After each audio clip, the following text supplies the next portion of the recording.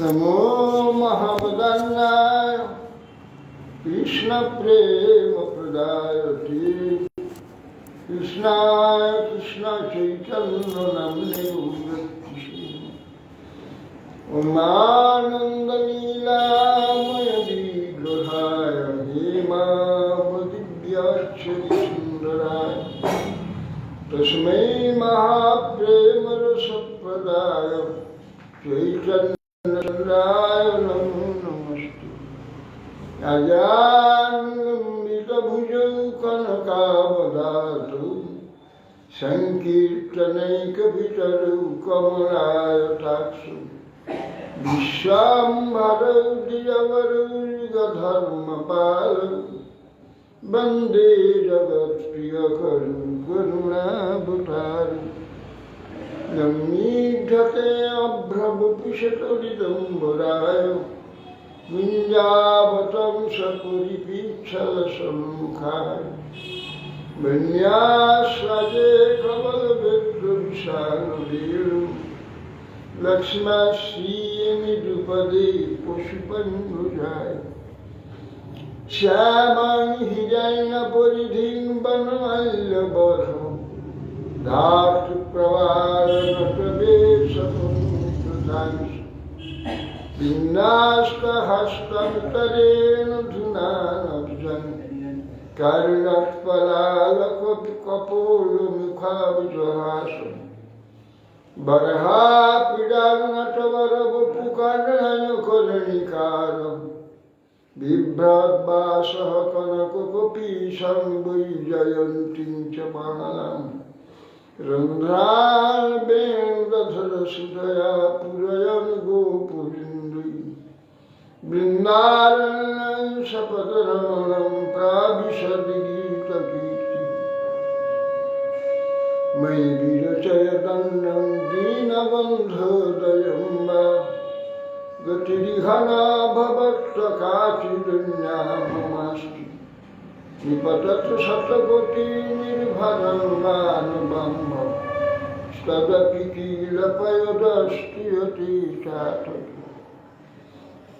नवजलधरवर्णं चम्पकद्भासिकर्णं विकसितनिलिनास्यं विस्फुरन्मन्दहास्यं कनकरुचिरं दुकूलं चारुबर्हावचूडम् कमपि निखिलसारं नन्दिवपीकुमारं मुखजितशरदिन्दुकेलिलावन्नसिन्धुं करविनिहितपन्दुं वल्लवीप्राणबन्धुं वपुरुपशिखरेणुमूलकक्षनिक्षिप्तवेणुं वचनवशवधेनुं पातु मानन्दसूनुं मयि विरचयदन्नं दीनबन्धोदयं वा गतिरिहना भवत्काचिदन्याममास्ति निपततु शतकोटिनिर्भरं वानुबम्ब तदपि किलपयदस्तु यतीचातकि रसबलितमृगाक्षिमौलिमणिकलक्ष्मी प्रमुदितमुरवैरि प्रेमवापी मराली ब्रजवरविषभानुपुण्यगिर्वानुबुल्ली स्नपयति निजदाश्रीराधिकामं कदा तमादिदेवं करुणनिदानं कमलवर्णं सुहृदावतारम् अपार संसार समुद्र सेतु भजामहि भागवत स्वरूप यं प्रव्रजन्तमनुपेतमपेतकृत्यं द्वैपायन विरह कातर आजुहाव পুত্রেতি তন্ময়তয়া তর্বোভিনে দুষ্টং সর্বং হৃদয়ং মুনিমানতোষি বৃন্দায় তুলসীদ প্রিয়ায় কেশব স্বচ বিষ্ণুভক্তি প্রদে দেবী সত্যগুপ্তৈ নমঃ মূকাং করোতি বাচালং পঙ্গুং লঙ্ঘয়তি গিরিম यतिपास्वमहं वन्दे श्रीगुरुं विनतारं श्रीकृष्ण चैतन्य प्रभु नित्यानंद श्री अद्वैत श्री गदाधर शिवासादि श्री गौर भक्तवृंद हरे कृष्ण कृष्ण कृष्ण हरे हरे हरे राम राम राम हरे नमस्ते नरसिंहाय प्रह्लादल्लभदैहि हिरण्यकशिपुर्वक्षशिलाटङ्कनखाय नारायणं नमस्कृत्य नरं चैव नरोत्तमं देवीं सरस्वतीं व्यासं ततो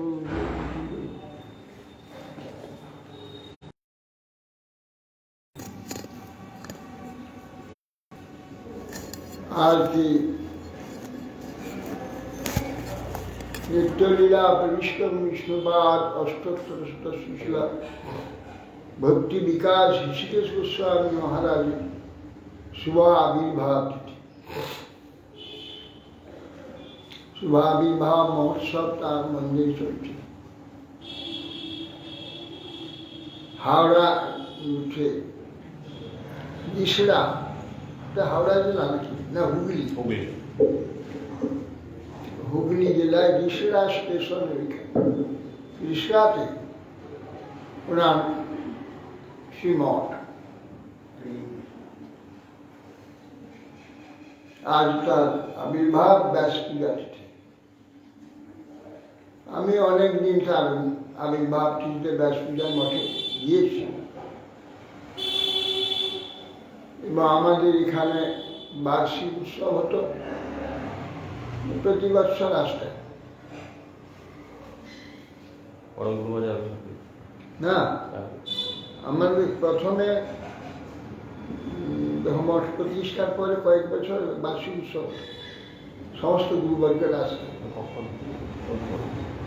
চৈত্র মাসে ডিসেম্বর বৈশাখ ডিসেম্বর চতুর্দশী এখানে বার্ষিক উৎসব হতো সেই সময় মাধব মহারাজ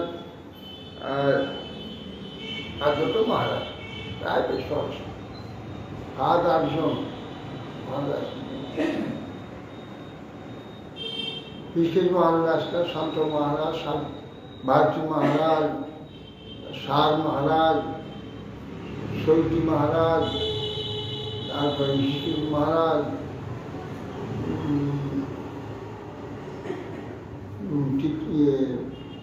আশ্রম মহারাজ এরকম অনেক মহারাজ আসতেন তার মধ্যে ঋষিকেশ মহারাজ প্রতি বছর আসতেন কৃষ্ণ মহারাজ তিনি সেবক বেশি ছিল না উনি কালেকশন ভিক্ষা করে ওই জায়গায় শিষ্যাতে নচুরা মন্দির করেছেন নাগ মন্দির সেবকখণ্ড এসব করেছেন খুব কষ্ট করে করেছেন হ্যাঁ তারপর উনি আর ভালো বক্তা ছিলেন কীর্তন খুব সুন্দর কীর্তন করতেন আর কীর্তন একটা লিখেছিলেন কে গো তুমি কাঙাল বেশে দেশ বিদেশে ঘুরে বেড়া অতি ব্যথার ব্যথি হয়ে অশ্রু জুলে মুখ ভাষা ওনারই লিখিত না ওটা ওনার এই কীর্তনটা ভালো কীর্তনও গাইতেন যে গাইতেন হরিকথা বলতেন খুব ওনার সেটা মাধব ভক্তি দিত মাধব গোস্বামী মহারাজ ওনাকে ট্রেনে করে চণ্ডীগড় আসাম ডিব্রুগড় ইত্যাদি হায়দ্রাবাদ প্লেনে করে নিয়ে যেতেন বক্তৃতা দেওয়ার জন্য সর্বত্র বক্তৃতা দিতেন খুব ভালো করে কথা বলতেন কিন্তু ওনার ভাগ্যে নেই শিষ্য ভাগ্য পুত্র ভাগ্য না থাকে শিষ্য মেনে না ওনার পুত্র ভাগ্য ছিল না। উনি এত ভালো হরিকথা বলতেন, কীর্তন গাইতেন, সব কিছু, কিন্তু লোক থাকতো না, লোক এটা না। আমাকে বলতো, ব্রহ্মচারী, তোমাদের ওইদিকে পূর্বাশ্রমের দিকে অনেক সেবক পাওয়া যায়, আমার একটু ভালো সেবকের দাও। মহারাজ, ভালো সেবক তো এনে দেবো, আপনি রাখতে পারবেন তো? রাখা তো একটা আসল কথা। লোক পাওয়া, সেবক পাওয়া, এটা কোনো অসুবিধা নেই, পাওয়া যায়, কিন্তু তাকে রক্ষা করা মুশকিল আছে। আর ভাগ্য থাকলে রক্ষা করার যোগ্যতা হয়, আর ভাগ্যে না থাকলে রক্ষা করার যোগ্যতা হয় না, রাখতে পারবে। এই জন্যে এবারে সেবক পান, একজন সেবক পেয়েছিলেন, তাকে সন্ন্যাস দিয়ে শেষে তাকেই মঠে আচার্য করে দিয়েছিলেন গোবিন্দ মহারাজ। এই গোবিন্দ মহারাজ তিনি যতদিন ছিলেন ভালোভাবে চলেছেন। তারপরে তিনিও একজন শিষ্য করতে পারেন, যোগ্য শিষ্য রাখতে পারেন। তিনি তার এক গুরু ভাইকে, তিনি অফিসে কাজ করতেন, রিটায়ার্ড হয়েছেন, তাকে সন্ন্যাস দিয়ে আচার্য করে দিলেন। আচার্যকে উনি দেহ রাখলেন, উনি কিছুদিন মঠ চালিয়েছেন। উনিও যখন দেহ রাখেন, সেই সময় কিছু টাকা মঠে 4-5 লাখ কত একটু টাকা ছিল, ফিক্স ছিল মঠে সেবার জন্য। সেই টাকাগুলি কি করেছে না, তার নিজের ছেলে বউ ইত্যাদি এদের সঙ্গে জয়েন করে রেখে দিয়েছে। উনি দেহ রাখতে একটি পয়সাও, একটি টাকাও আর মঠ পায়, সব তারা আত্মসাৎ করে। কী করে মঠ চলবে, সেই জন্য গৌড়ীয় বেদান্ত সমিতি আচার্য তখন ছিল ভক্তি বেদান্ত পর্যটক গোস্বামী মহারাজ, তাকেই বললেন যে মঠটা আপনি নেন। গৌড়ীয় বেদান্ত সমিতি মঠটাকে নিয়েছে, নিয়ে এখন ভালোই চালাচ্ছে। তো মহারাজ এই বহু কষ্টে এইসব করেছেন, কিছু টাকাও ভিক্ষা করে রেখে দিয়েছিলেন মঠটাকে পরিচালনা করা যায়। শেষ পর্যন্ত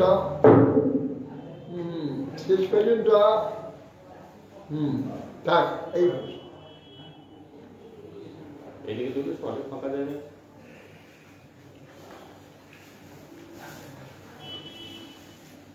যাই হোক,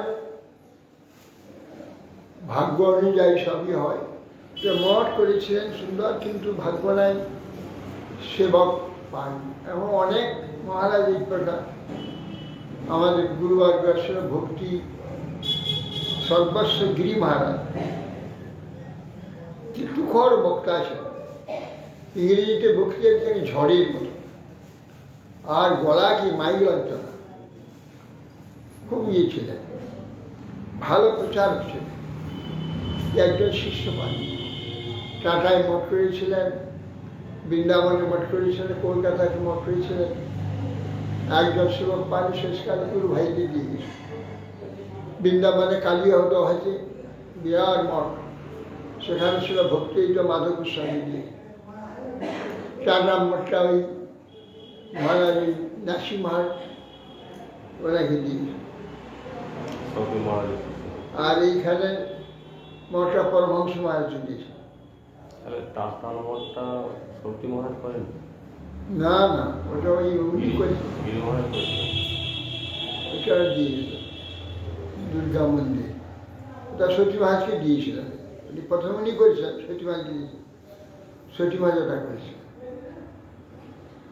এইভাবে দেখা যায়, পুত্র ভাগ্য না থাকলে শিষ্য পাওয়া যায় না, তো ভাগ্যের উপর। অনেক মহারাজের শিষ্য পাননি, ভালো শিষ্য পান। তা ওই নিয়েও শ্রেষ্ঠ বক্তা ছিলেন, ভালো সব কীর্তন করতেন, সব ছিল, কিন্তু লোক পাননি, রাখতে পারেন। যাই আজকে উনি ভালো প্রচারক ছিলেন, ভালো হরিকথা বলতেন। সেটা মাধব গোস্বামী নিয়ে সারা ভারত সর্বত্র নাকি নিয়ে যেতেন, উনি যেতেন গিয়ে হরিকথা বলতেন। আজকে এই তিথিতে উনি নিত্যলীলা প্রবেশ করেছেন, না উনি এই তিথিতে ব্যাস পূজা।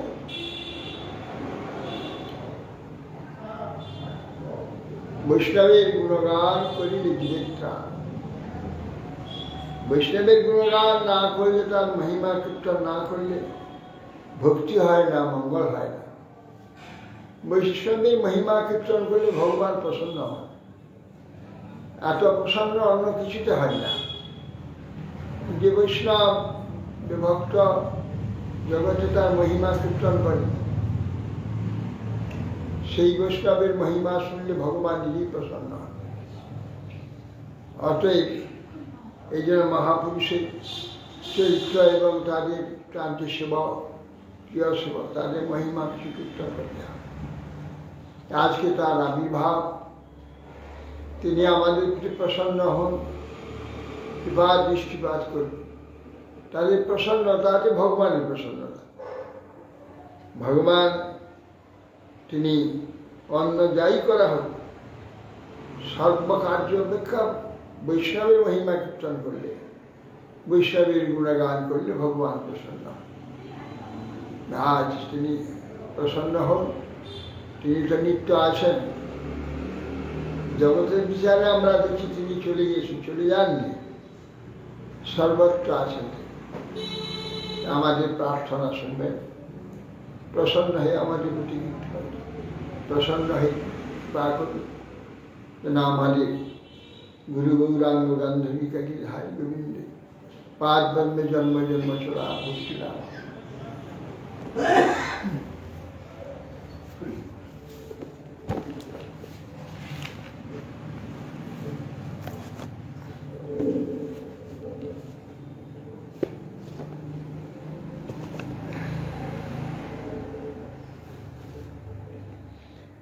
জয় শ্রী চৈতন্য জয় নিত্যানন্দ, জয় অদ্বৈত চন্দ্র জয় গৌর ভক্তবৃন্দ।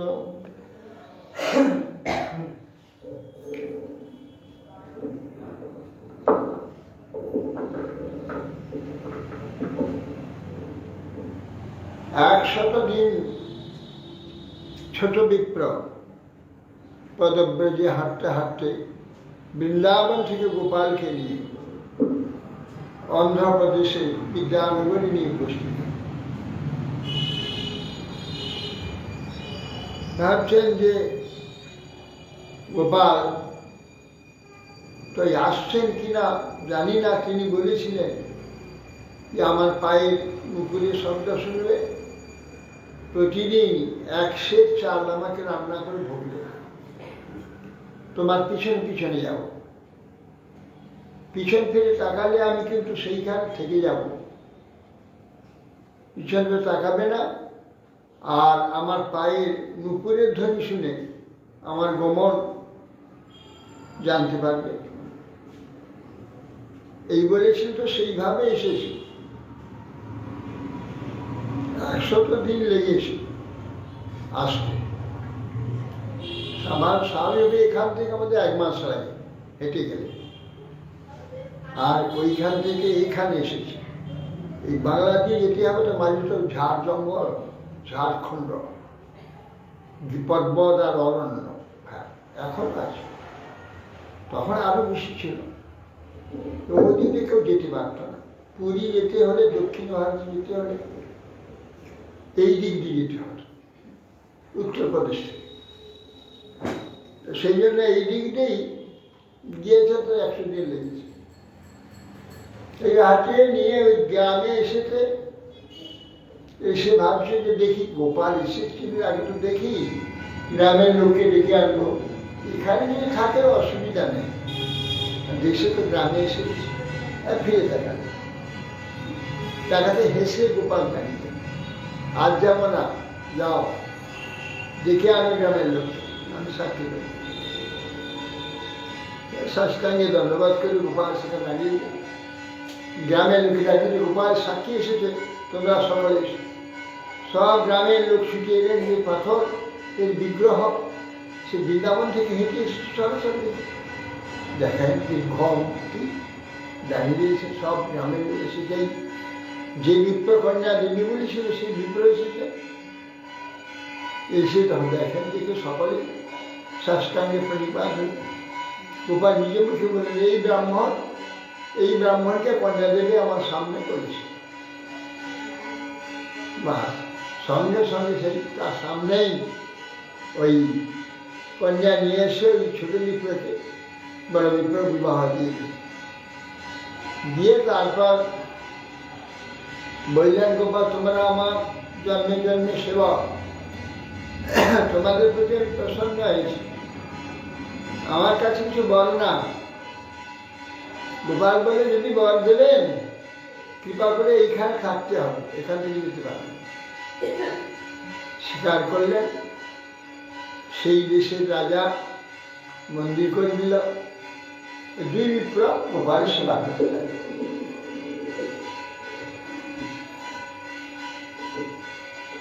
তবে সেই দুই বিপ্রে কহিল ঈশ্বর, তুমি দুই জন্মে জন্মে আমার কিঙ্কর, লোহার সত্ত্বে তুষ্ট হইলাম দহে মাগবর, দুই বিপ্র বর মাগে আনন্দ অন্তর, যদি বর দিবে তবে রহে স্থানে,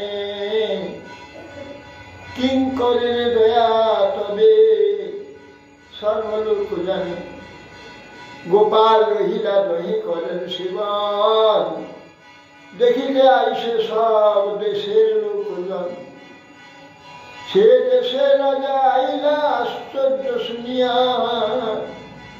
পরম সন্তোষ পাইল গোপালে দেখিয়া, মন্দির করিয়া রাজা সেবা চালাইল, সাক্ষী গোপাল বলি নাম খ্যাতি হইল, এই মতো বিদ্যানগরে সাক্ষী গোপাল সেবা অঙ্গী করি আছেন চিরকাল। এইভাবে সেই বিপ্রের প্রতি প্রসন্ন হয় ভগবান। ওইখানে থাকলে ওই দেশে যে রাজা সে দর্শন করতে এসে গোপাল দর্শন করে হলে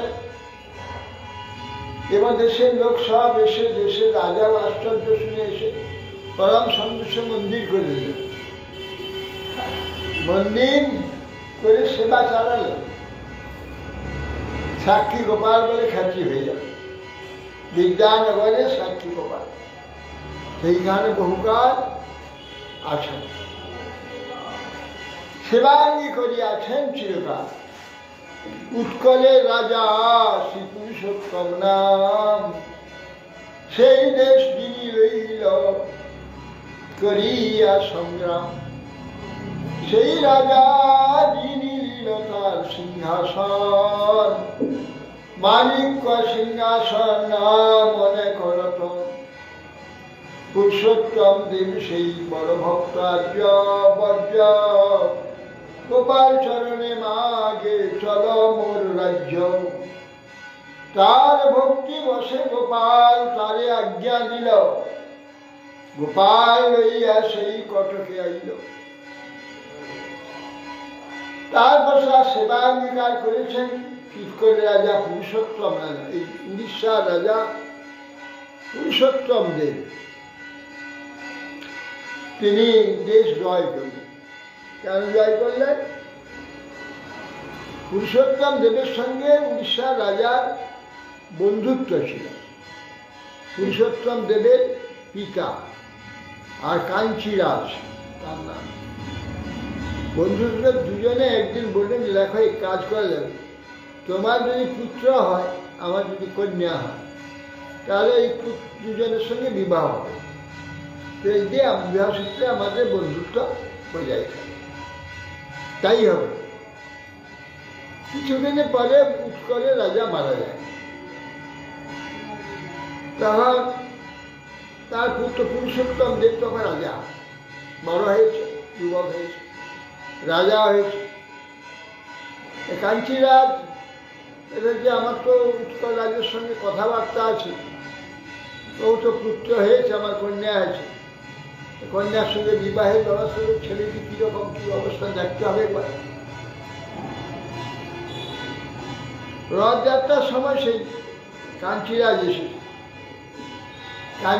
এসে দেখছেন পুরুষোত্তম দেব এলো, এসে ঝাঁটা নিয়ে চন্দন ছড়িয়ে ঝাড় দিতে লাগে, ঝাড় দিয়ে রথের সামনে। কাঞ্চিরাজ বলে এটা কি ঝাড়ুদা? এই ঝাড়ুদারের সামনে আমার কন্যাকে বিবাহ দেবো না, বলি চলে গেল। এ কথা শুনে খুব রাগ হয়ে গেল পুরুষোত্তম দেবের। সন্ধ্যা সাজিয়ে চলে গেল যুদ্ধ করতে, যুদ্ধ করে হেরে গেল। হেরে ফিরে এসেছে, এসে খুব দুঃখে জগন্নাথকে হচ্ছে, জগন্নাথ তোমার পরাজয় হয়েছে, আমাকে তুমি হারিয়ে দিলে, জয় করলে, তোমার পরাজয় হয়েছে, তোমারই নিন্দা। খুব বলে দুঃখে একদম না খেয়ে ঘরে শুয়ে আছে। জগন্নাথ স্বপ্নে বলছে তুমি ক্রোধ করে চলে গেলে, আমাকে কিছু বললে না, আমাকে তো জানাতে হয়, ক্রোধে চলে গেলে, জানালে না, তুমি হেরে গেছো না, আমি কি করবো? ঠিক আছে, এবার তুমি সৈন্য সাজা সুজে যাও, এবার জয় হয়ে গেল। আবার সৈন্য সাজিয়ে পুরুষোত্তম দেব গেল। যাওয়ার আগে দুইজন ঘোড়সওয়ার পুরী থেকে বেরিয়ে চলে গেছে, সৈন্য দুজন গিয়ে রাস্তায় গোয়ালিনীর দোকানে বসে দই দাও, দই খাবো, দিয়েছে, পেট ভরে দই খেয়েছে। কেউ যে পুরুষোত্তম দেব আসছে, সে তার সৈন্য বলবে যে তোমার দুজন সৈন্য গিয়েছে, দিয়েছে দই খেয়ে তো দাম দিয়ে যাও, বিশ্বাস করবে না, এই আংটিটা রাখো, আংটিটা দেখাবে, দিয়ে করে চলে গেছে। চলিয়েছে তখন পুরুষোত্তম আসতে দিবাল দাঁড়িয়েছে, আমার দই দাম দিয়ে যাও। কি দই? না, তোমার সৈন্য দুজন গিয়েছে, আমাকে দই খেয়ে গেছে, দই দাম দিতে হবে। সে কি কথা, আমার তো কোনো সৈন্য যায়নি, আমি তো এই প্রথম যাচ্ছি। না না, দুজন সৈন্য চলে গেছে। এই দেখো চিনলেন, এখানে লিখে আছে জগন্নাথ। ও তাহলে জগন্নাথ চলে গিয়েছে, সঙ্গে সঙ্গে দই দাম তাকে দিয়ে আনন্দে তখন ছুটতে দিয়েছে সৈন্য। কারণ দুজন গিয়ে তো যুদ্ধ আরম্ভ করে দিয়েছে, যুদ্ধ আগে জয় করে নিয়েছে।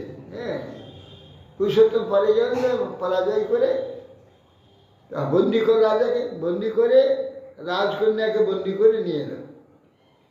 আর ওই গিয়ে মন্দিরে গিয়ে প্রণাম করে বলছে, প্রভু আমার রাজ্যে চলুন, আপনার সেখানে আমি সেবা করব।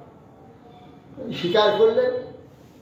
স্বীকার করতে এই সাক্ষী গোপালকে রথে তুলে উড়িষ্যা পটে টেনেছে।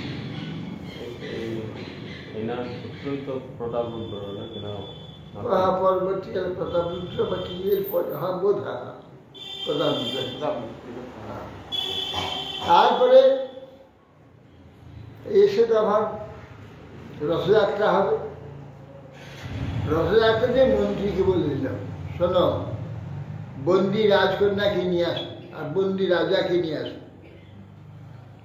নিয়ে এসে সেইখানে জগন্নাথের সামনে একটা ঝাড়ুদারকে নিয়ে এসে সেই ঝাড়ুদারের সঙ্গে ওই রাজকন্যার বিবাহ দেবে, তার এই বন্দি রাজার সামনে। শুনলেন? তার রথ সাজানো হয়েছে, তখন ওই রাজা এসেছেন ঝাড়ু নিয়ে, চন্দন জল দিয়ে ঝাড় দিচ্ছে। তখন মন্ত্রী ওই রাজকন্যাকে নিয়ে এসে মালা দিয়ে বলছে, এই ঝাড়ুদারের গলায় মালা দেয়। সঙ্গে সঙ্গেই রাজাকে মালা দিচ্ছে। তো রাজা তো অবাক হয়েছে, তো ঝাড়ুদারকে ডেকে এনে মালা দিতে বললো, সে আমার বলে দিয়ে দিল। তখন মন্ত্রী বলছে, আমার দোষ, আপনি আমাকে বলেছেন ভালো ঝাড়ুদার, যে ঝাড়ুদারকে ডেকে এনে মালা দিতে, তা আপনার চেয়ে শ্রেষ্ঠ ঝাড়ুদার কে আছে, সেই জন্য আপনার গলায় মালা দেয়।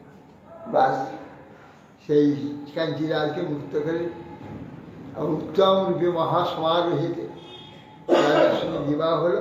পুরুষোত্তম দেবের সঙ্গে যৌতুক স্বরূপ ওই বিদ্যানগর ওই অঞ্চলটা পুরুষোত্তমদেরকে দান করেছে।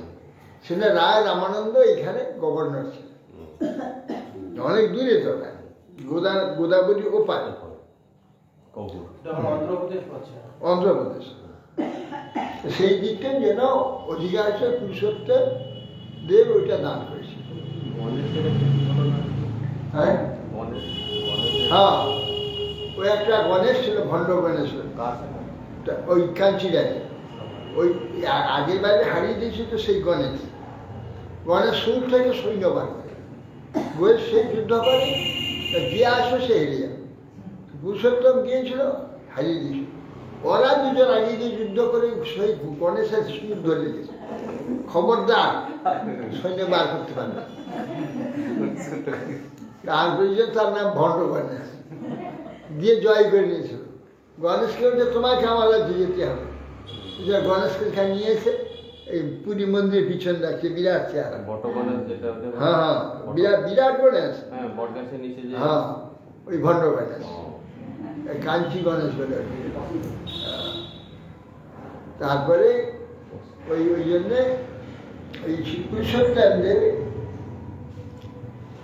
পুরুষোত্তম দেব সেই বড় ভক্ত বজ্র, গোপাল চরণে মাগে চলো মোর রাজ্য। তার ভক্তি বসে গোপাল তারে আজ্ঞা দিল, গোপাল লইয়া সেই কটকে আইল, জগন্নাথে আনি দিল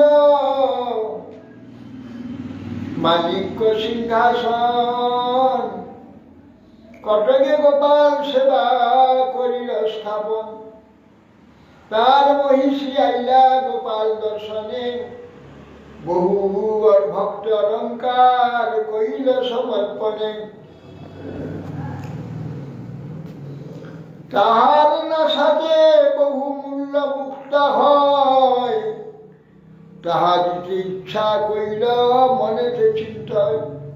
ঠাকুরের নাসাতে যদি ছিদ্র থাকিত, তবে এই দাসী মুক্তা নাসাতে পড়াইত। এত চিন্তি নমস্করি গেলা সভবনে, রাত্রি শেষে গোপাল তারে কহেন স্বপনে, বালককালে মাতা মোর নাসা ছিদ্র করি, মুক্তা পড়াইয়াছিল বহু যত্ন করি।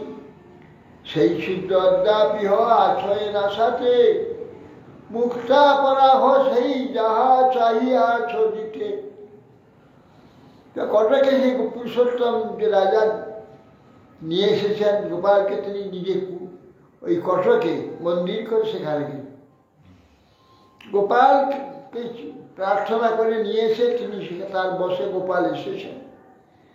তখন জগন্নাথের মাণিক্য সিংহাসনটা, জগন্নাথের বহু মণিমাণিক্য যুক্ত সিংহাসন, সেই সিংহাসনটাও জয় করে নিয়ে এসেছে, এবার জগন্নাথকে দিয়েছে সেটা।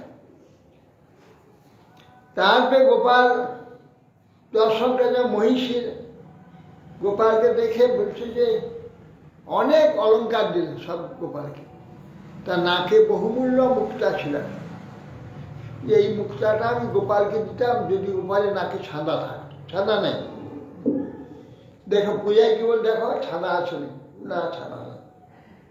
চলে গেল। রাত্রে স্বপ্নে বলছেন গোপাল, বলে আমার মা শিশুকালে আমার নাকে মুক্তা পড়েছিল, আমার ছাঁদা আছে, তুমি যা দিতে ইচ্ছা করছো কালকে আমাকে দিও। গোপাল বলল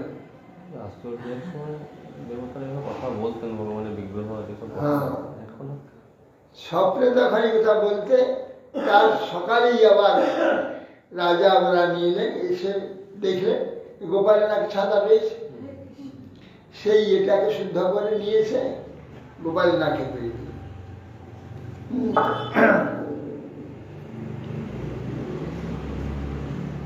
অদ্যাপ্য না সাথে মুক্তা যে আমার ছাদা আছে তুমি পুরাও। রাজা রানী সেই মুক্তা নিয়ে মন্দিরে এলো, মুক্তা নাশায় পরিয়ে দিল, ছিদ্র আছে। এত কিছু করেছেন, এত কাণ্ড করেছেন, ওইখান থেকে এলেন, এইসব বন্ধু একটা হলো, বন্ধুরা আবার এখানে এলেন, এখন কথা বলেন? হ্যাঁ, এখন কথা বলবেন, এখন কার সঙ্গে কথা বলবেন? এখন সে ভক্ত আছে, কথা বলবে সেরকম ঘটনা এখন আর ঘটে না। না। ভক্ত বলে বলবে হয়তো।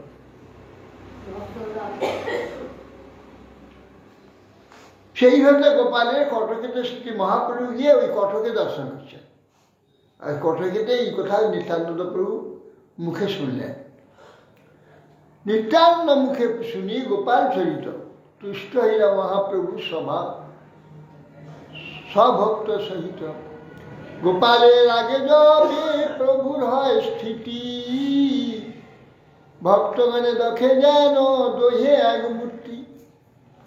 দোহে এক বর্ণ, দোহে প্রকাণ্ড শরীর, দোহে রক্ত অম্বর, দোহা স্বভাব গম্ভীর। মহাতেজময় দোহে কমল নয়ন, দোহে ভাবাবিষ্ট, দোহে চন্দ্রবদন। দোহে দেখি নিত্যানন্দ প্রভু মহারঙ্গী, ঠাড়াঠাড়ি করি হাসে ভক্তগণ সঙ্গে। এই মতো মহারঙ্গে সে রাত্রি বঞ্চিয়া, প্রভাতে চলিলা মঙ্গল আরতি দেখিয়া। তারপরে সেখানে ভক্তগণ সঙ্গে সেই দেখছেন যে সেই সাক্ষী গোপাল মহাপ্রভুকে একরকম দেখতে লাগছে। ইনি শ্যামবর্ণ, ইনি গৌরবর্ণ, দেখতে একরকমই লাগছে। প্রকাণ্ড শরীর, মহাপ্রভু প্রকাণ্ড শরীর, স্বভাব গম্ভীর, মহা তেজময়, কমল ভাবাবিষ্ট হয়ে অপূর্ব সুন্দর। সাক্ষী গোপাল দেখতে খুব সুন্দর, খুব সুন্দর, আর সেরকম দীর্ঘ দীর্ঘা। সে রাত্রে সেখানে অতীত করে প্রভাতে চলতে আরম্ভ করলেন মঙ্গল আরতি দর্শন। ভুবনেশ্বর পথে জৈছে করিলা গমন, বিষ্টিয়ারিয়া বর্ণে আছেন দাস বৃন্দাবন। কমলপুরে আসি ভাগ্যে নদী স্নান করিল, নিত্যানন্দ হাতে প্রভু দণ্ড ধরিল। কমলপুর বলে একটি গ্রাম, এখন তো অনেক খুঁজে দেখেছে কমলপুর কোথাও পায়, তখন কমলপুর বলে একটা গ্রাম ছিল।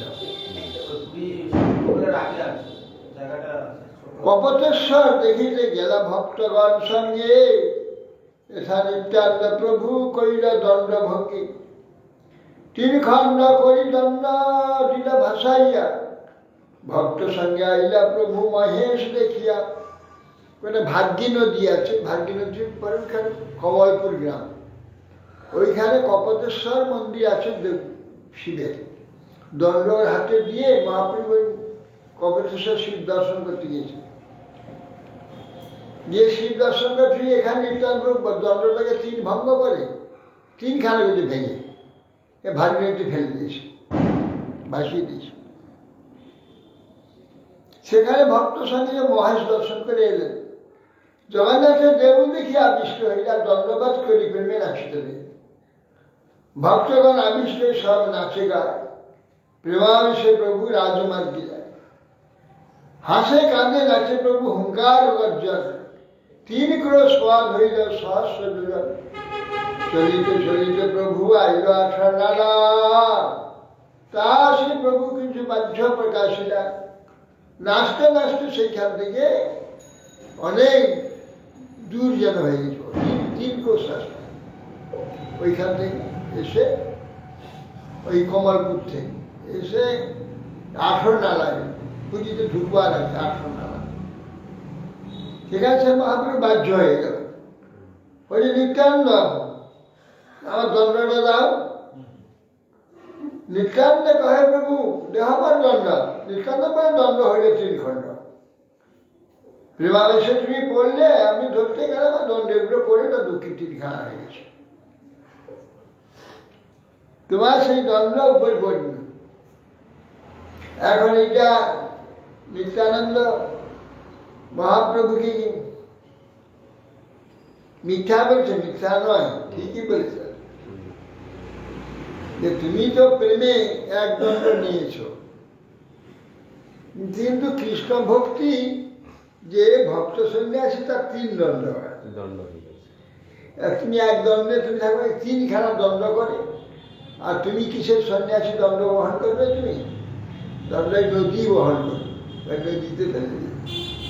মানে বললাম তুমি প্রেমে লিপ্ত করে পড়লে দণ্ডের উপরে, তার মানে তোমার প্রেমে, তুমি কৃষ্ণ প্রেমের মত্ত হয়েছ, তুমি অবধূত সন্ন্যাসী হবে। তারা তো ব্রহ্মবাদী, তুমি তো ব্রহ্মবাদী নয়, তুমি তো কৃষ্ণ ভক্ত, অর্থাৎ 3 দণ্ড হবে। আর দণ্ড তোমার বহন করতে না, তুমি স্বয়ং ভগবান, তুমি অবশ্যই সন্ন্যাসী। এই জন্য তোমার এই ভাবে তো দণ্ড 3 খণ্ড হয়ে চলে গেছে। হ্যাঁ, বলে দিয়েছে 3 খণ্ড হয়ে গেছে। প্রেমাবেশে তুমি দণ্ডের উপরে পড়েছ। তোমরা তোমার যে প্রেমাবেশ, 1 দণ্ড, এই যে মায়াবাদী সন্ন্যাসী 1 দণ্ড ব্রহ্মবাদ, সে তো তুমি না, তুমি তার উপরে তোমার ওই প্রেমে এসে পড়লে। তুমি প্রেম তোমার উপরে, তার ভার হয়ে ওটা ভেঙে গেছে। ওই 1 দণ্ড আর নাই, ওটা 3 দণ্ড হয়ে গেছে, 3 দণ্ড সন্ন্যাসী হয়ে গেছে তুমি। রামানুজের যে সন্ন্যাস, হ্যাঁ 3 দণ্ড, সব 3 দণ্ড। মায়াবাদ যে একটা, মায়াবী 1 দণ্ড, অহং ব্রহ্মাস্মি শঙ্করের এক দণ্ড, সর্বং খলিদং ব্রহ্ম, একমেব দ্বিতীয়ম, সেই জন্য 1 দণ্ড। আর বিষ্ণুস্বামী ওরা 3 দণ্ড সব। শঙ্করের এক।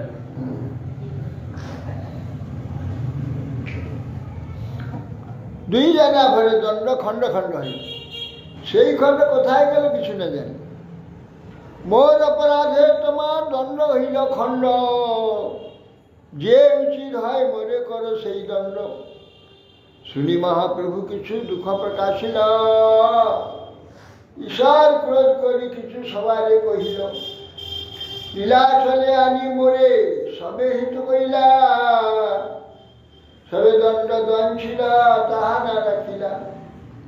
তুমি সব আগিলা হয় ঈশ্বর দেখিতে, কিমা বিয়া আগে যাই না যাব সহিতে। মুকুন্দা দত্ত কহে প্রভু তুমি আগে যাও আগে, আমি সব পাছু যাব নাহি যাব সঙ্গে। নিত্যানন্দ প্রভু দণ্ড ছিল, কমণ্ডল ছিল, যখন নবদ্বীপে আসে। সে নন্দনাচার্য ভবনে ছিলেন। একদিন মহাপ্রভু গিয়ে দেখেন দণ্ড 3 খানা ভেঙে ফেলে দেখছে কমণ্ডল পড়ে। এই কি ব্যাপার, সন্ন্যাসী তুমি সন্ন্যাসী দণ্ড হয়ে, ও দণ্ডে কোনো আর দরকার নেই। তখন তো ভক্তিপথে এসেছে, এটা মায়াবাদী দণ্ড জানে। যদিও মধ্য সম্প্রদায় সন্ন্যাস নিয়েছে, কিন্তু মধ্য সম্প্রদায় ওই মায়াবাদী সন্ন্যাসী ওখানে 3 দণ্ড ছিল না। এই যে অচ্যুত প্রেক্ষ তীর্থ শঙ্খ সন্ন্যাসী, তারই তো শিষ্য, অচ্যুত প্রেক্ষ শিষ্য ছিল। তা অত সেদিন ওরা শঙ্করপন্থী সন্ন্যাস, তখন ত্রিদণ্ড সন্ন্যাস ওই জন্য ভেঙে 3 খানা করে দিয়েছে, এই জলে ভাসিয়ে দিয়েছে। তাহলে আমাদের এসব ভারতী, তারপরে ঈশ্বরপুরী, মাধবেন্দ্রপুরী সব 1 দণ্ড সন্ন্যাস, সব 1 দণ্ড, সব 1 দণ্ড সন্ন্যাস।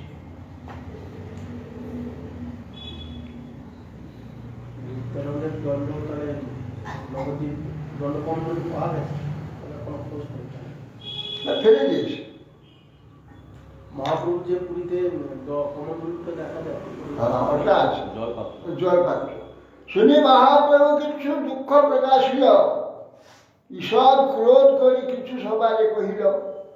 নীলাচলে আনি মোরে সবে হিত কইলা, সবে দণ্ড ছিল তাহা না রাখিলা। তুমি সব আগে যাও ঈশ্বর দেখিতে, আর কিবা আমি আগে যাই না যাব সহিতে। মুকুন্দ দত্ত কহে প্রভু তুমি আগে যাও, আমি সব পাছে যাব নাহি যাব সঙ্গে। এত শুনি প্রভু আগে চলিলা শীঘ্রগতি, বুঝিতে না পারে কেহ সেই 2 প্রভুর রীতি। ইহ কেন দণ্ড ভাগে কেহ কেন ভাগায়, ভাগাইয়া ক্রুদ্ধ কেন বুঝা নাহি যায়। দণ্ড ভঙ্গ লীলাই পরম গম্ভীর, যেই বুঝে তোহার পদে তার ভক্তি ধীর। ব্রহ্মাণ্ড দেব গোপালের মহিমায় ধন্য, নিত্যানন্দ বক্তা যার শ্রোতা চৈতন্য। বলছেন যে মহাপ্রভু যখন চাইলেন বলি দণ্ড তোমার ভেঙে যাও, তোমার আমার একমাত্র সঙ্গী ছিল দণ্ড, সে দণ্ডটাকে তোমরা ভেঙে দিলে, তোমাদের সঙ্গে আমি যাব না, আমি একলা যাব, তোমরা আগে যাও না হয় পরে এসো। তখন বললেন, মুকুলটা বললেন, প্রভু তুমি আগে যাও, আমরা পরে যাবো। পরে গেলে মহাপ্রভু যদি পিছনে যেত, কোথায় যে যেত? হ্যাঁ, সেই জন্য তো যেতে তুমি আগে পাঠিয়ে পিছনে পিছনে যাবো, ধরা পড়বে।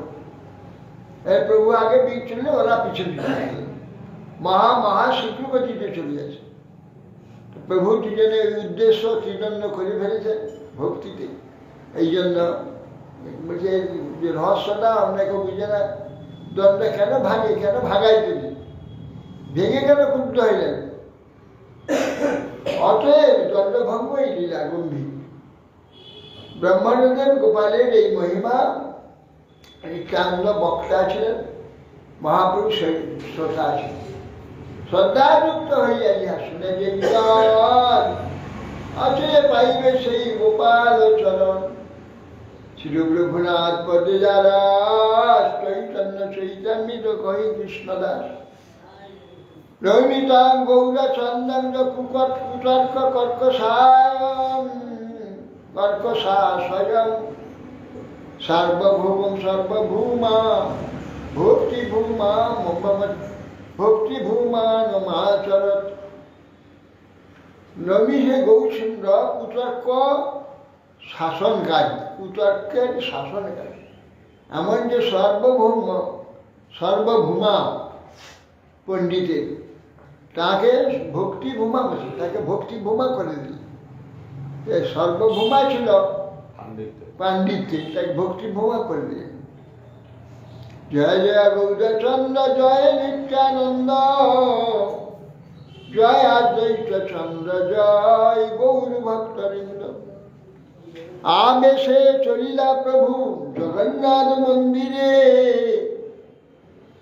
জগন্নাথ দেখি প্রেমে হইলা অস্থিরে, জগন্নাথ আলিঙ্গিতে চলিলা ধাইয়া, মন্দিরে পড়িলা প্রেমে আবিষ্ট হইয়া।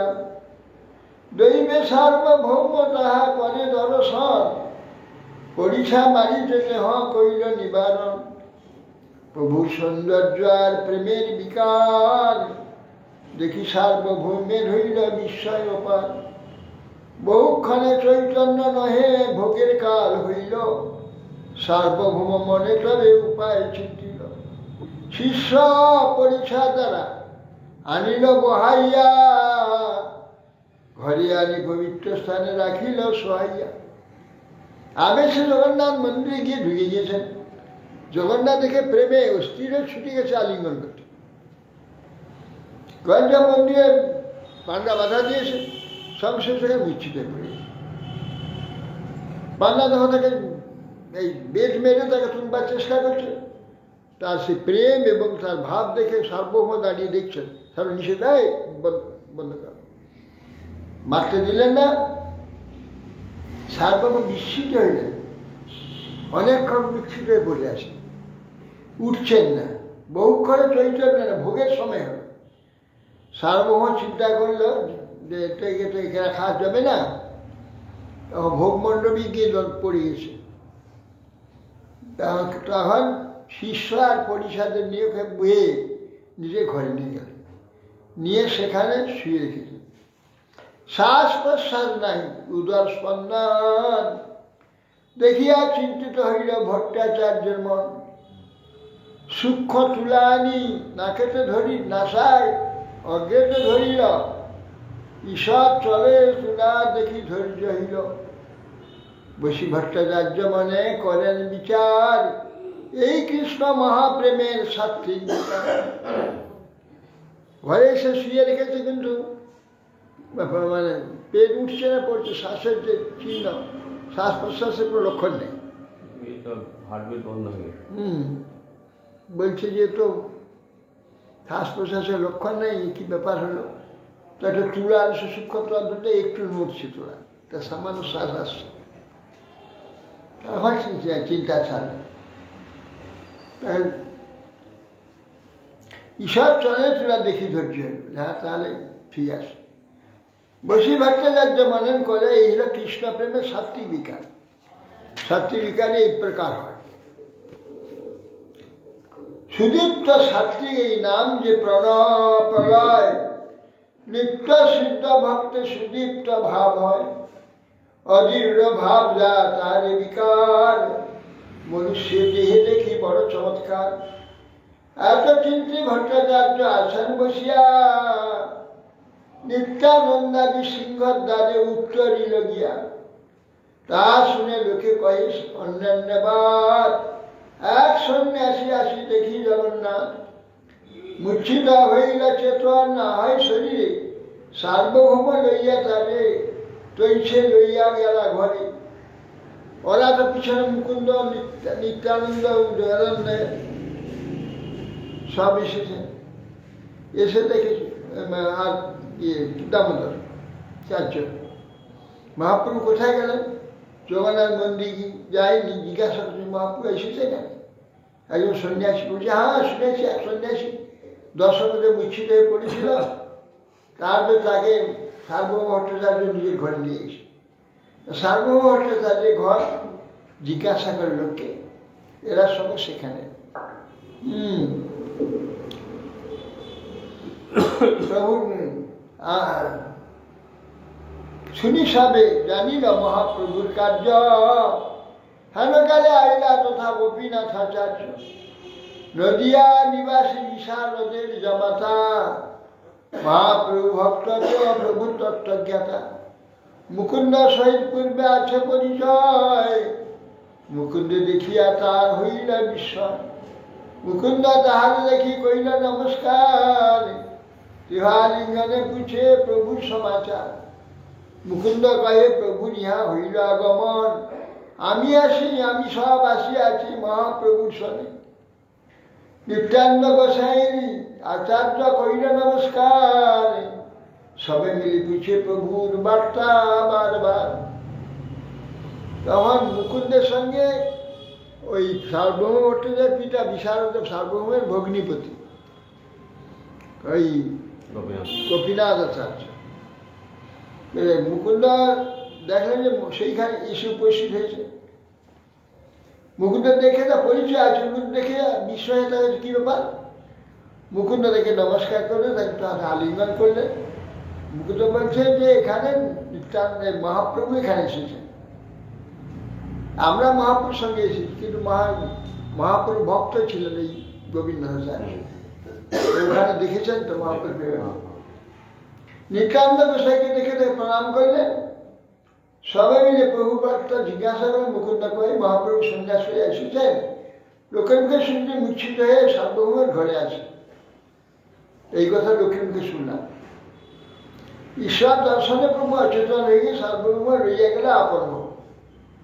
তোমার মিলনে আমার যবে হইল মন, দৈবে সেই দুঃখনে পাইল তোমার দর্শন।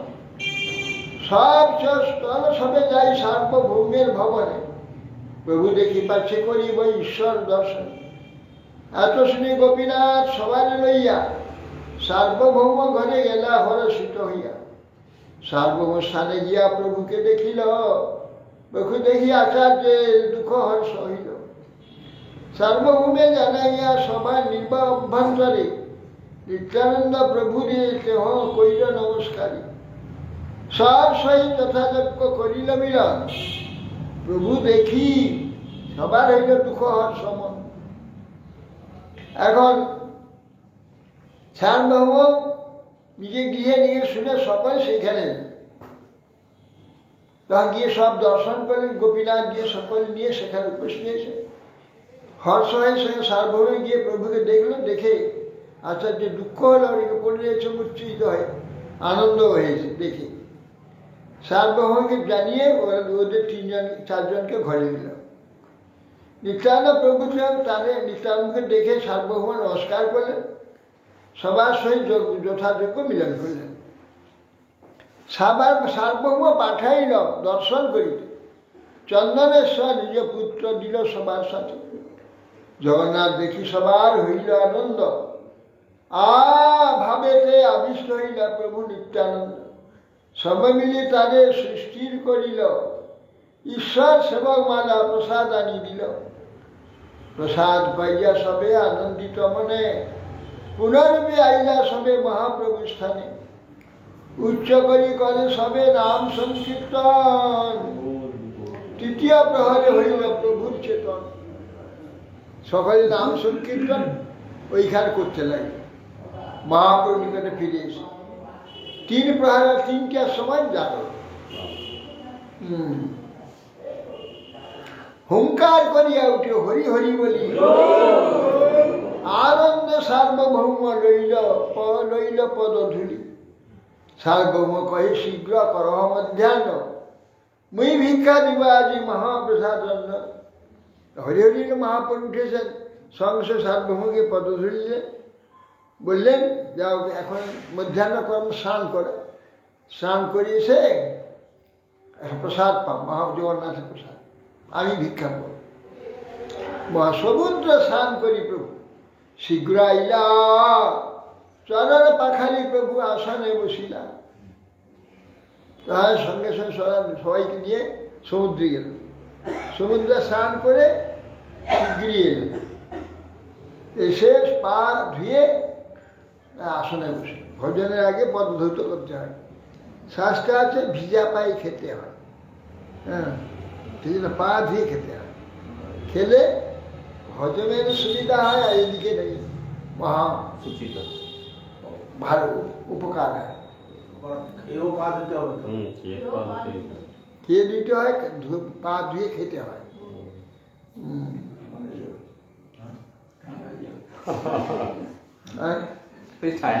এখন মোজা পরে জুতো পরে খায় লোক। হ্যাঁ, পা ধুয়ে খাবি। কলির উল্টা বললি,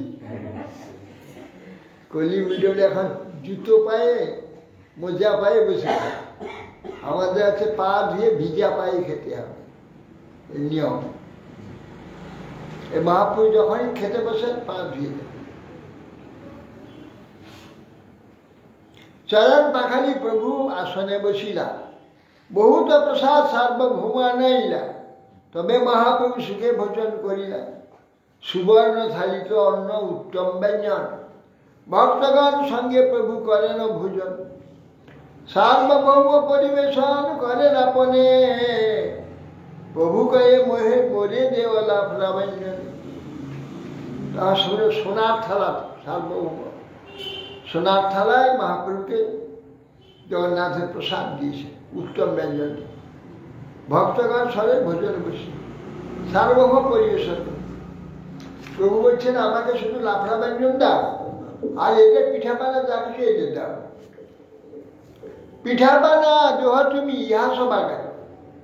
তবে ভট্টাচার্য কহে জুড়ি দেই করে, জগন্নাথ কইছে করিয়াছেন ভোজন, আজি সব মহাপ্রসাদ করো আস্বাদন।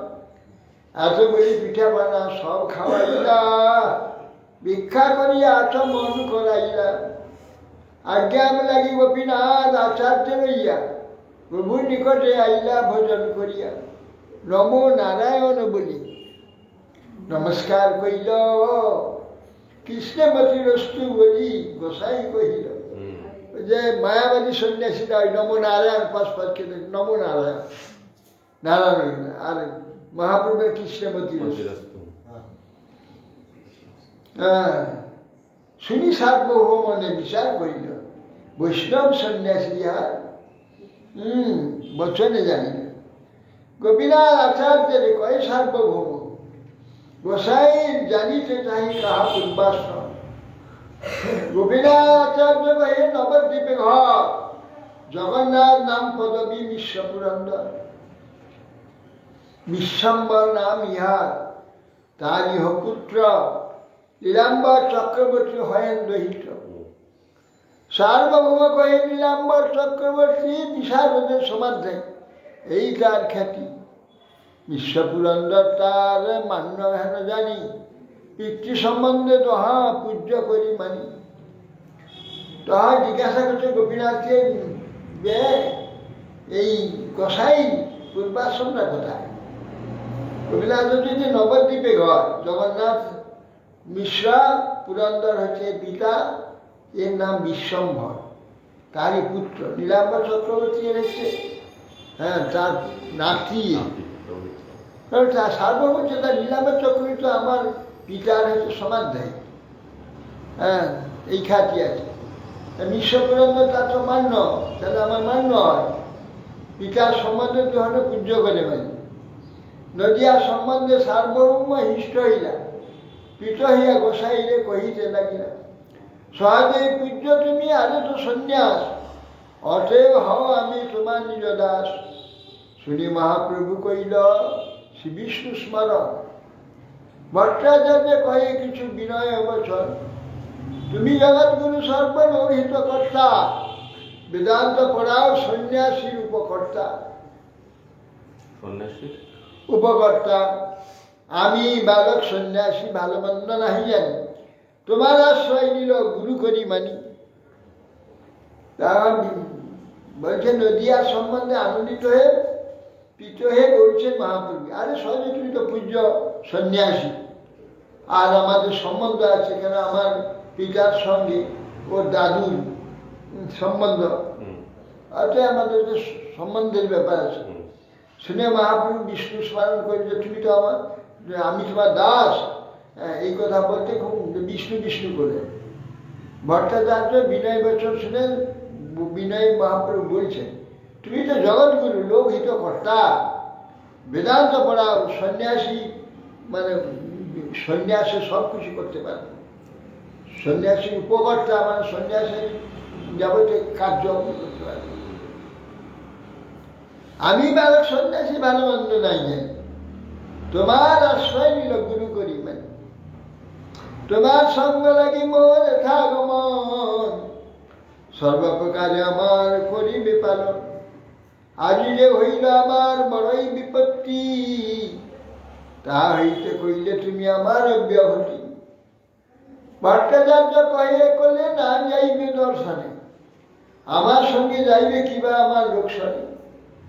প্রভু কহে মন্দির ভিতর কবু না যাইব, গরুরের পাশে রই দর্শন করিব। গোবিন্দাচার্য কহে সার্বভৌম, তুমি গোসাই যে করাইব দর্শন। আমার মাতৃশোষা গৃহ নির্জন স্থান, তাহা বাসা গৃহ কর সর্বসমাধান। গোপীনাথ প্রভু লইয়া তাহা বাসা দিল, জল পাত্র আদি সর্বসমাধান করিল। আর দিন গোপীনাথ প্রভু স্থানে গিয়া শয্যাস্থান দর্শন করাইল লইয়া। তো মহাপ্রভু বলছেন যে আমি তো তোমার আশ্রয় নিলাম, তোমার গুরু করে বাঁধছি, তোমার সঙ্গে লাগি জন্য এখানে এসেছি, সর্বপ্রকারে আমার পালন করবে। আজ আমার বিপত্তি, তুমি না থাকলে কি হইতো আমার। হ্যাঁ, ভট্টাচার্য বলে এখনো তুমি দর্শনে যাবে না, আমার সঙ্গে যাবেন না, আমার লোকের সঙ্গে যাবে। প্রভু যে মন্দিরে আর ভিতরেই যাবো না, গরুর পিছনে থেকে দেখব। জগন্নাথ প্রধান গোপীনাথ আচার্য সার্বভৌম বলছেন, তুমি গোসাইকে নিয়ে দর্শন করবে। আর আমার মেসো হচ্ছে ইয়ে কি বলে চন্দ্রশেখর না, আচার্য, ও না গম্ভীরা ছিলেন, কাশী মিশ্র। কাশী মিশ্র। কাশী মিশ্র আমার মেসো, তার নির্জনে তার বাড়ি আছে, ওইখানে প্রভুকে স্নান দাও। সার্বভৌমের মিশ্র। মাতৃশোষা নির্জন স্থান, সেখানে ওইখানে স্থান দাও। তো গোপীনাথ বাবু মহাপুরুষকে নিয়ে সেইখানে বাসা দিলেন, জলপাত্র দিলেন, সর্বসমাধান করে গম্ভীরায় থাকবার একটা ঘর দিলেন। আর তিনি গোপীনাথ প্রভু স্থানে গিয়া শয্যার্থ দর্শন করেন। রাজগুরু ছিল, রাজগুরু মুকুন্দ দত্ত আইল সার্বভৌম স্থানে, সার্বভৌম কিছু দাঁড়িয়ে বলিল বচনে, প্রকৃত বিনতি বিনীত সন্ন্যাসী দেখিয়ে সুন্দর, আমার বহু পৃথিবীর আপারে ইহার পরে। সার্বভৌমকে গোপীনাথ আচার্য মুকুন্দকে নিয়ে সার্বস্থানে এলেন। সার্বভৌম তা কিছু বললেন যে সন্ন্যাসী দাদা বিনীত প্রকৃতি, সন্ন্যাসী খুব ভালো, দেখতে সুন্দর, আমার একে দেখে খুব ভালো লাগছে। কোন সম্প্রদায় সন্ন্যাস করিয়াছেন গ্রহণ, কি নাম ইহার শুনিত হয় মন। গোপীনাথ কহে নাম শ্রীকৃষ্ণ চৈতন্য, গুরুহার কেশব ভারতী মহাধন্য। সার্বভৌম কহিয়ার নাম সর্বোত্তম, ভারতী সন্ন্যাসী হয় ঐক্যবদ্ধ, গোপীনাথ কহিয়া নাহি বাহ্যাপেক্ষা। অতএব বড় সম্প্রদায় করিয়া উপেক্ষা। ভট্টাচার্য কহিয়ার প্রৌঢ় যৌবন কেমন তো সন্ন্যাস ধর্ম হইবে লক্ষ্য। নিরন্তর ইহাকে আমি বেদান্ত শোনাইব, বৈরাগ্য অদ্বৈত মার্গে প্রবেশ করাইব। কহে যদি পুনর্বিযোগ পট্ট দিয়া, সংস্কার করিয়ে উত্তম সম্প্রদায় আনিয়া। শুনি গোপীনাথ মুকুন্দ দোহে দুঃখী হইলা, গোপীনাথ আচার্য কিছু কহিতে লাগিলা। গোপীনাথ বলছেন মানে এর কি নাম, কোন সম্প্রদায় সন্ন্যাসী? গোপীনাথ শ্রীকৃষ্ণ চৈতন্য নাম, একে সব ভারতীয় শিষ্য। সার্বভৌম বলছে নামটাই সর্বোত্তম, কিন্তু ভারতীয় সম্প্রদায় মধ্যম। ভারতী, পুরী আর গিরি, এই তিনজন এ তো মায়াবাদ, যে নিরাকারবাদ, তো এরা একটু বিরোধ করেছে। ভগবানের রূপ নেই, গুণ নেই, এর মান ছিল না। তখন এই তোমরা সম্প্রদায় থেকে বার করে পায়, তোমরা ওই সম্প্রদায় মধ্যম সম্প্রদায়, এইসব এই জন্য এরা মধ্যম সম্প্রদায়। একই তো সত্যি এই শঙ্কর রাজ্যের শিষ্য ছিল, ওরা একটু বিরোধ করেছিল। উত্তম মধ্যম যখন আছে, কনিষ্ঠ আছে না? উত্তম মধ্যম কোনো নেই, একই সম্প্রদায়। এরা বিরোধ করছিল ওর সিদ্ধান্তে, এই জন্য মধ্যম করে দিয়েছে, নামিয়ে দিয়েছে। কাউকে কনিষ্ঠ করেনি না, মধ্যম সম্প্রদায়। তোমরা ঠিক আমার কথা মেনে চলছো না, তোমাদের উত্তম সম্প্রদায় থাকবে না, তোমাদের মধ্যম হয়ে যাবে, নামিয়ে দিল। গোপীনাথ বলছে এর আবার সম্প্রদায় কি দরকার, কিন্তু স্বয়ং ভগবান, বড় সম্প্রদায় কি দরকার? আরে প্রৌঢ় যৌবন, এই সময় তো এখানে কিভাবে সন্ন্যাস রক্ষা হবে? নিরন্তরকে বেদান্ত শোনাবো, বৈরাগ্য অদ্বৈত মার্গে প্রবেশ করি। আবার যদি বলে আমি পুরো যোগ পট্টিটা উত্তম সম্প্রদায় শোনা নিয়ে গেল, হয়তো বোধায়িত করছে। উত্তর শুনি গোপীনাথ মুকুন্দ দোহে দুঃখী হইল, গোপীনাথ আচার্য কিছু কহিতে লাগিল। ভট্টাচার্য তুমি ইহার না জানো মহিমা, ভগবৎটা লক্ষণের ইহাতেই সীমা। ইহাতে বিখ্যাত এই পরমেশ্বর, অজ্ঞস্থানে কিছু নহে বিজ্ঞান গোচর। শিষ্যগণ কহি ঈশ্বর কহিবার মানে, আচার্য কহি বিজ্ঞমত ঈশ্বর লক্ষণে। শিষ্যরা ঈশ্বর তত্ত্ব সাধিও অনুমানে, আচার্য কহি অনুমানে নহে ঈশ্বর জ্ঞানে। ঈশ্বরের কৃপালে হয়তো যাহারে, সেই তো ঈশ্বর তত্ত্ব জানিবারে পারে। ভট্টাচার্য বলে তুমি জানো না মহিমা, একে তুমি কি বলছো? একে তো যৌবন রক্ষা হবে কি করে? পৌরোহিত সন্ধ্যায় রক্ষা হবে কি করে? ভাগবতের লক্ষণ, ভগবতটা সার লক্ষণের মধ্যে এ বিখ্যাত পরমেশ্বর। অজ্ঞ কিছু জানে, বিজ্ঞ আছে জানতে। শিষ্যগণকে কি লক্ষণ ঈশ্বর বলছ? আচার্য বিজ্ঞমান ঈশ্বর লক্ষণ নেই। শিষ্যগণ ঈশ্বর তো আমরা অনুমানে সিদ্ধ করি। আচার্য অনুমান হয়ে ঈশ্বর তত্ত্ব জানে, ঈশ্বরের কৃপা বিনা কেউ নেই জানে। ঈশ্বরের কৃপালে হয়তো যাহারে সেই তো ঈশ্বর তত্ত্ব জানিবার। অথাপি দেব পদাম বিজয় দয়া প্রসাদ লেশনুগৃহীত বই জানাতি তত্ত্বাং ভগবান মহিম্ন নচান্নয়ে কবি চিরণ বিচ্ছিন্ন। তথাপি দেব পদাম বিজয়। হ্যাঁ, এখানে ভাগবত রয়েছে যে ভগবানের পার্বত ব্রহ্মা বলছে তথাপি দেব পদাম বিজয় প্রসাদ লেশ। প্রসাদে আপনার কৃপা লেশ যদি কেউ পায়, পার্বত में কেউ প্রসন্ন है যে প্রসাদে কৃপা লেশ পায়। জানাতে তত্ত্ব ভগবান মহিমা, ভগবানের মহিমা তত্ত্ব সেই জানতে পারে, তার কৃপা হল না জানলে একবি চিরকাল চেষ্টা করে কেউ জানতে পারবে না ভগবানের তত্ত্ব। ভগবান তত্ত্ব নিজে স্মরণ করে তবে জানতে পারবে। যদ্যপি জগৎগুলো তুমি শাস্ত্র কেন আর পৃথিবীতে নাহি পণ্ডিত তোমার সমান, ঈশ্বরের কৃপা লেশ নাহি গো তোমাদের, অতএব ঈশ্বর তত্ত্ব না পারো জানি। অতএব তুমি জগৎগুরু বটে, শাস্ত্র জ্ঞানবান, তোমার কোন সময় পণ্ডিত নাই, ঈশ্বরের কৃপা লেশ নাই তোমাকে, ঈশ্বরের কৃপা নাই, তুমি জানতে পারছো না। তার কৃপা হলেই তুমি জানতে পারবে। হরে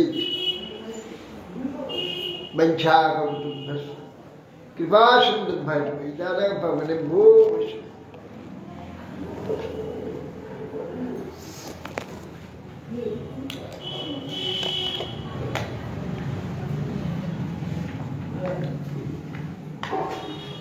চলে মহাপুরুষের জয় জয় জগন্নাথ। হ্যাঁ জয় জয় জগন্নাথ সচিদানন্দ জয়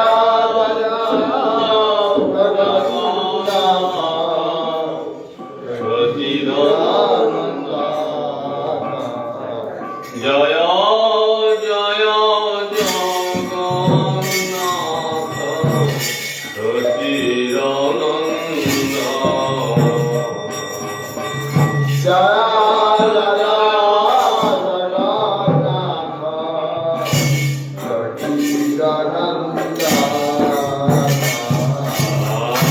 ত্রিভুবন করে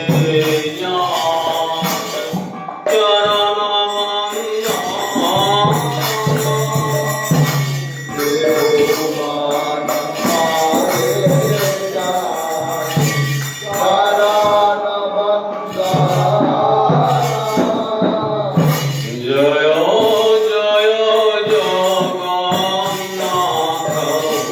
সচিদানন্দ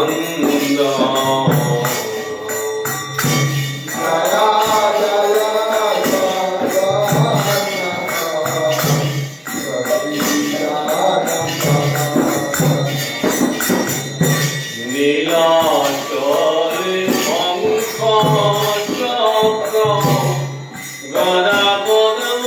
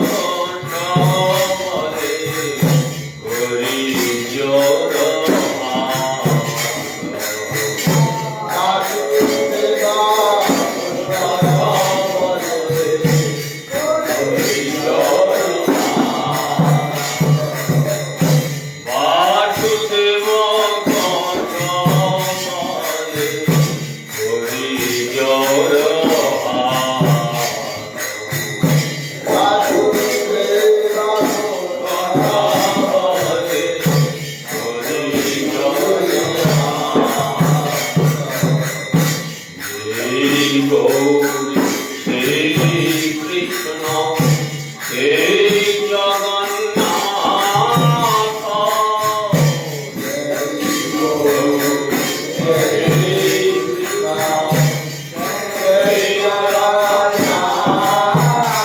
আমার যে গৌর হে কৃষ্ণ হে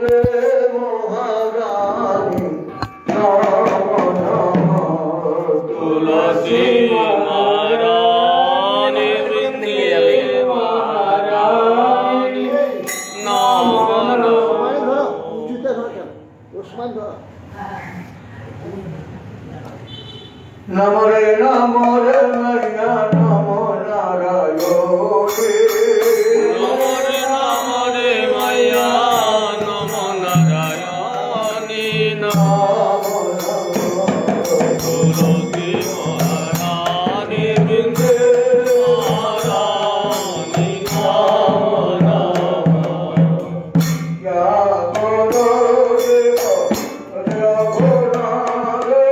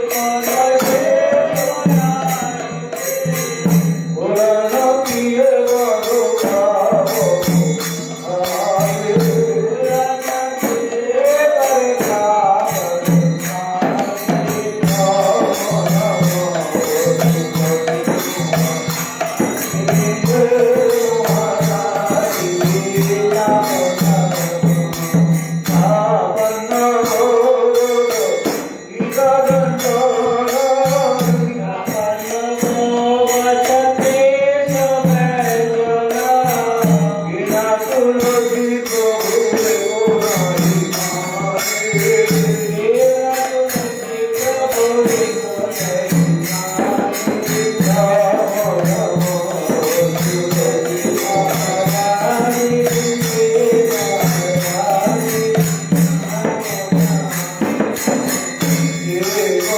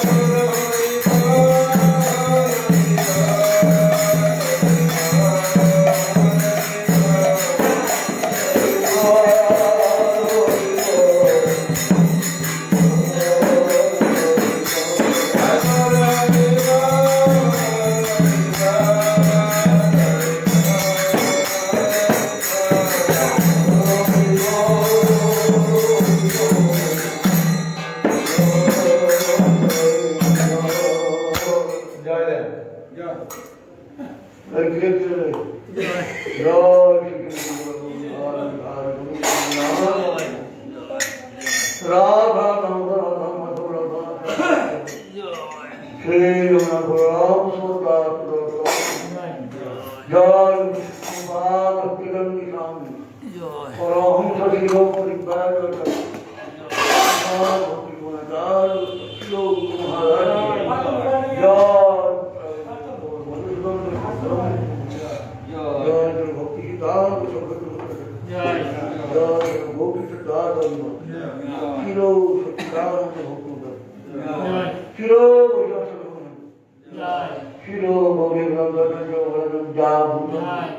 জয় শিল বিশ্বনাথ জয় শিল রমা জয় শিল কৃষ্ণদাস কবিরাজ জয় শিল রামদাস জয় রামাচার্য শিল হরিদাস জয় রূপশঙ্কর ভট্টগুণা শ্রী গোপাল ভট্টরাম জয় শিল সর্বম শিল রায় রমণ জয় প্রেমসিংহ শিব চৈতন্য প্রভু নিত্যানন্দ শ্যাদ্বৈত গদাধর শিবাচার্য গৌর চারি ধাম চারি চারি জয় অনন্তর বিরাম জয় শ্রীরাম চৈতন্য মহাশ্রী জয় চৈতন্য চৈতন্য চৈতন্য ভগবত জয় ভগবত জয় ভগবত ভক্তিবরণ কৃষ্ণ মহারাজ জয় কৃষ্ণ মহারাজ জয় মাধব মহারাজ কি জয় সমাজ গৌতমানন্দে হরি বল হরি বল বল হরি বল হরি বল